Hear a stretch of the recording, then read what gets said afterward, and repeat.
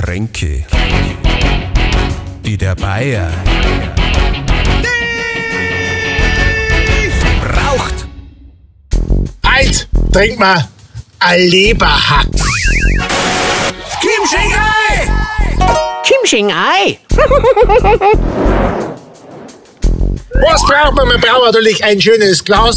Gell? Ein bisschen größer wie ein Stamperglas, war gut. Ein Leberhackerl, das hört sich so, mei, ein süßes Hackerl, weißt du, so niedlich, oder? Weil es ist richtig brutal.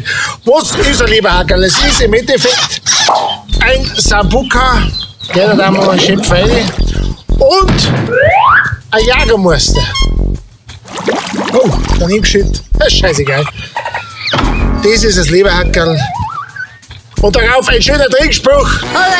Weiber und das Tintenfass sind beide an den Rändern nass. Das kommt von vielen Tunken. Prost, ihr Halunken.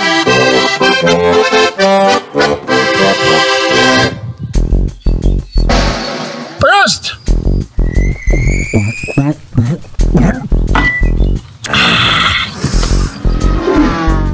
Heute jetzt exklusiv für nur 8 €. Das Getränke T-Shirt unter bobbecabaret.de/shop.